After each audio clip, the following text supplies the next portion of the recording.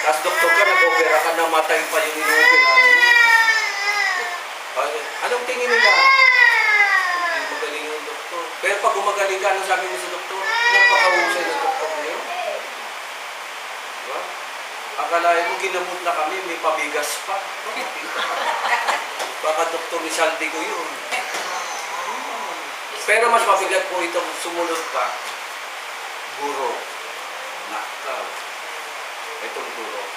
Dahil ang guro, sa taga-training, taga-turo mga kapatid, kinakailangan taga-well-equip yung guro. Alam niya yung maaaring siya ay hindi rin direktang maging pastor, evangelist. Kami siya sa mga Bible school, mga taga-train, yan po. O minsan, taga-ano ng mga deacons, mga sa loob, diba? Sunday school, may ganyan tayo. Kinakailangan, meron ding ganyang pagkaloob sa atin ng Panginoon Diyos. Meron naman, sa kabuuan mga kapatid, 5 ito po, no? Medyo na. Meron naman mga kapatid na, merong isang tao, nasa kanya lahat yung katangian yun. Meron namang ganon. Magaling na evangelist na, magaling pang pastor, maging guro. Pero tandaan ninyo mga kapatid, ang sabi rito, ang bawat isa. Binigyan ng kado. Kung halimbawa, napil ninyong 3 ang gift ninyo, piliin na lang po ninyo yung mas, ano kayo, at mag-train kayo na pwede nyo matulungan na maging, ito na, ako ano yun. Diba? Sa construction ng bahay, ito, kaya ginagamit ng Panginoong Jesus, Panginoong Kristo ng pagtatayo ng bahay. Dahil sa pagtatayo ng kahit anong bahay, wala pong isang manggagawa niya, siya lahat ang gagawa. Hindi nyo napansin? Iba yung electrician, tama? Iba yung ganito, iba yung ganyan. Kasi, kinakailangan ng special day para nang sa gano'n, magsama-sama sila. Sabi rito sa binabasa natin, wala. Sa gayon, verse 12, ginawa niya ito upang ihanda sa paglilingkod ang lahat ng hinirang ng iglesia. Take notes, makinig po kayong mabuti. Lahat ng hinirang. Sa loob po ng church, mahalaga po ang bawat isa sa atin. Pastor, kayo lang ang anointed, kayo lang hinirang. Wala pong gano'n. Kinakailangan bawat isa po sa atin, katulad ng katawan na may maraming bahagi, kikilos siya ng maayos. Pakibasa mo nga yan, Teng, sa verse 12. For the perfecting of the saints. Or the perfecting of the saints. For the work of the ministry. For the edifying of the body of Christ. Okay. Malalim ang pagkaka-Ingles. Dito maganda pagkaka-translate. No? Mas tama po ito mga kapatid. No? Maganda itong tayo lahat ay perfecting means completion. To be perfect means to complete. Amen? Kailan mo masasabing complete ang isang katawan? Wala rito ano. Lahat tayo kompleto? Amen? Dalawa dila natin, tingnan mo. Kompleto, amen? Pag merong hindi kompleto, ang tawag po natin doon ay, sa English, disability. Pag sinabing disabled person, merong isa siyang piesa o parte ng katawan na yun. Kaya sa disabled dahil minsan na-stroke siya, hindi na kumikilos yung amen. Sa church, hindi po pwede yun. Kailangan mga kapatid, for the perfecting. Gagawa tayo ng paraan, magkakaisa tayo para ang bawat isa po ay nasa maayos na kalagayan. Tandaan po natin. Hindi po kahit may edad na si sister, ay hindi na pwede yan. Tandaan na yan. Bingi na nga eh. Hindi pwede. Hahanapan mo siya ng gawain na suitable siya nung kaya niya yun. Yun ang magaling na church. Tama? Alam mo ng babae si Sister Nelly, siya pag gagawin mong janitor, may edad na. Sis, alam mo pagkatawag sa iyo ng Panginoon, ano po pastor? Tagalinis na siya. Doon pa lang wala na eh, no? Alam mo nung matanda na babae, pahirapan mo pa, hindi gano'n. Amen? Oh. Sino mas bata sa inyo ni Sister Nelly? Di ba ikaw? Sino mas malakas sa inyo ni Sister Nelly? O di ba ikaw rin? Di ba? Dapat ganun eh. Di ba? Sige nga. Sa kumpanya na lang. Punta tayo, pumasok tayo sa isang kumpanya. Di ba iba-iba ang gawain po doon sa kumpanya? Iba-iba rin ang level ng sweldo. Bakit? Depende sa ginagawa niya at abilidad niya at kaya niya. Amen? Ginawa mong manager, 90 years old. Ano nene? Anong kaya mong gawin? Pwede sabihin na nag-apply. Ay ma'am sir, parang kayo po dapat interviewin. Sino ka ba? Sino ang inilalagay sa ganong manager? O ito, teacher na lang. O, katulad niyan, yung mga teacher.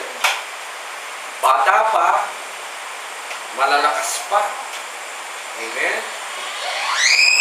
Tapos ang mga estudyante nila, mga kapatid, high school, malalaki pa sa kanila, o college.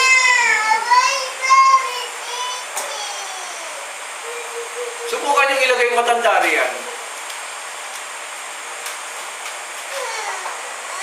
Pitik-pitigin na sa ilo. Pitik-pitigin sa ilo. Mahirap. Kinakailangan, ang bawat manggagawa o bawat kaloob ay nasa tama rin ito kalagayan ng pagkakas. Kaya nga ang tawag natin sa mga matatanda sa church, elder. Pag sinabing elder, may edad yan, may sapat na kakayahan, experience. Kung si Kudo ang gagawin nating elder, Kudo, payag ka ba elder? Ayan, sasabihin na Kudo, gusto niyo siopaw? Yan ang sasabihin niyan. Oo, yan. Gusto mag-drive ni Kai. Papayagan niyo ba si Kai pag-drum? Mas malaki pa yung drum sa kanya. May kakayahan siya, pero hindi pa ngayon. Ayan, dapat ganyan, no? Nandiyan dyan yung mga pastor, nandiyan yung mga teachers to train them. Yan. Para daw, ulitin natin, sa gayon, lahat tayo magkakaisa sa pananampalataya. Ha? Tapos, mahalaga yung pangalawa, pagkakilala sa anak ng Diyos. Ha? Pagkakilala sa anak ng Diyos, at magiging ganap ang ating pagkatao ayon sa pagiging ganap ni Kristo. Once, mahal, dito ko tapusin, ha? Huwag po tayo matitiso dito sa sasabihin ko. Ang pamantayan po natin ay ang Panginoon so Kristo. Ha? Hindi po ako, hindi po si sister ganito, o si brother ganyan. Eh, para malaman mong tagumpay ka sa pananampalataya, dapat kapareho ka ni pastor, masama po yun. Pero maraming gano'n, di ba? Maraming gano'n. Idol worship, idolatry po ang tawag ko. Kinakailangan ang pamantayan lang daw natin ayon sa pagiging ganap ang pagkatao ni Kristo. Yun. Pare-pareho tayo na ako, pastor, yun din. Evangelista, yun din. Mananampalataya, yun din. Nasa Sunday school, yun din. Nang sa ganun, mga kapatid, united, isa lang ang focus ng bawat isa sa atin. Doon lang natin mga kabit ang pagtagumpay sa gawain mo. Kasi pag ganun, mga kapatid, isa lang po ang ating pamantayan, mawawala po ang inggitan. Mawawala po ang kapawan ng power. Kasi sa church po ganyan po talaga nangyari. Lalo na pag ang church ay pinasok ka ng politics, naku, wala. Ibig sabihin doon, start ng politics. Ano yung politics? May favoritism, may butuhan. Nangyayari yan. Ang tawag pa rito, yung influensya niya. Marami po sa critics ang ito ang sinasabi. At ito yung true story po mga kapatid. Hindi ko na babanggitin kung sino-sino. Sabi nila, bakit gano'n? Naobserbahan namin sa malalaking churches, ang lahat ng nasa harap ay, sa palagay niyo Lahat daw ng nasa harapan ay totoo po yung mayayaman. Totoo po yung upuan nila, may upholstery. Tapos pagdating sa uli, ganito lang, putol pa yung isang paa. Hindi totoo yan mga kapatid. No? Merong VIP treatment, dito po kayo dadaan, kayo po, pati CR, ito CR ng mga ayun, ordinaryong dito. Ito hindi.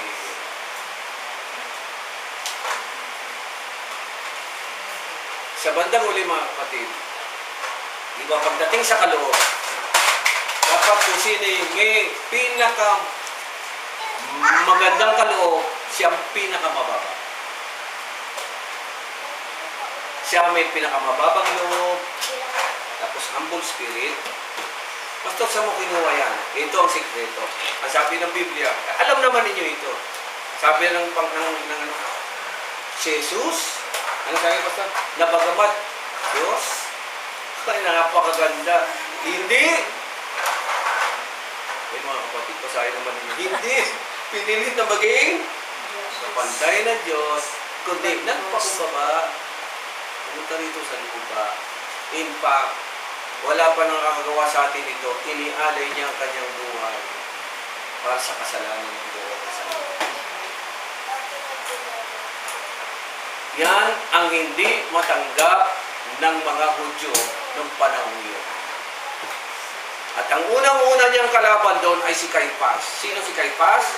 Pinakapunong saserdote pa naman. Sino ang pinakapunong saserdote? Siya lamang po ang may karapatang pumasok sa Holy of Holies once a year para ipagpaumanin ang kasalanan ng buong Israel. Siya pa mismo ang kumontra sa Panginoong Jesus. Alam ba niyo yung istorya niya? At alam ba ninyo na ang pagkontra niya sa Panginoong Kristo, hindi niya ginamitan ng spiritual side, ginamitan niya ng politics.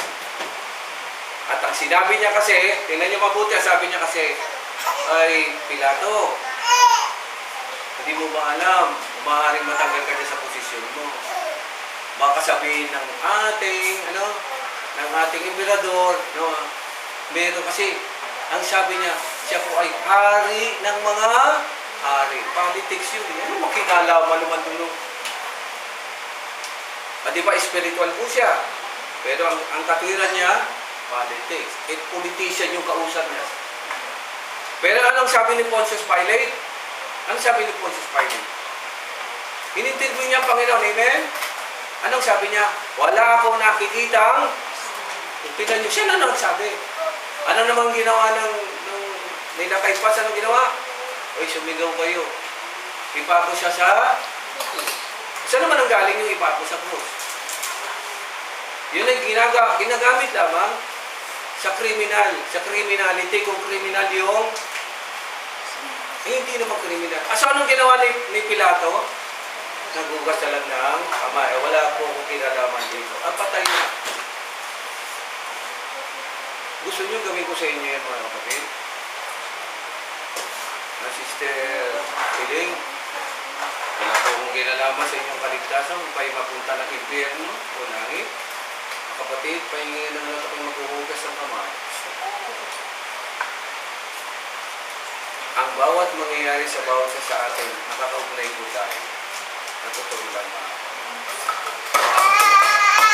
Kasi iisa tayo sa katawan na. Well, marami pa tayong dapat pag-usapan.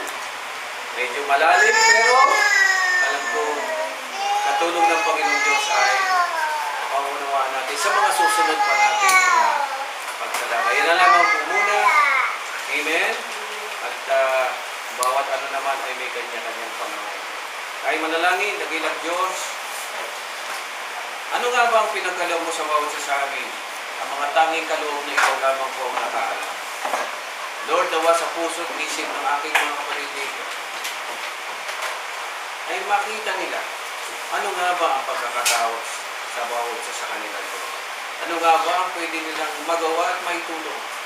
Ano po ba ang kakayahan nila upang maging matagumpay ang gawain mo sa daigdig nito. Lalo tigit sa lugar na ito, Lord, ng Panginoon. Wala nakaalam, Panginoon, ikaw lamang po, kapag ikaw lamang ay malikha na bawat sa amin. Ngunit sa pamamagitan po ng iyong kamatayan sa krus at pagtubo sa aming mga kasalanan, unti-unting nabubuksan ang pagkaunawa na wala nga po talaga kaming kakayahan sa aming sarili, kundi ikaw lamang po ang makagagawa dito sa aming buhay. Ikaw ang siyang makapagtuturo dito sa amin ng buong katalinuhan, Lord. At simulan mo ito sa pamamagitan ng iyong kamatayan sa krus na sumisimbolo ng pag-alis namin at katubusan namin sa buhay makasalanan. Muli, siyasatin mo ang aming puso at isipan. Alin pa sa dito, Lord, ang dapat namin ayusin, ang dapat namin ipagsisi, ang aming mga kasalanan at mga pagkukulang. Higit ka na kakakita nito, Lord, sa amin. Minsan nabubulag kami sa lahat ng aming pinabubuhay sa daigdig nito, sa lahat ng tagumpay namin. Ngunit ikaw lamang, Panginoon, ang siyang tanging makakakita nito. At bago namin tanggapin ang biyaya ng community ito, Lord, nawa, dalangin ang bawat sa amin. Lord, linisin mo ang aming puso, linisin mo ang aming isip, linisin mo ang aming buong katawan, upang maging karapat-dapat kami tumanggap sa malinis mo katawan at malinis mo. Bless mo ang tinapay at sarang ito as we do this communion in Jesus' name. Amen.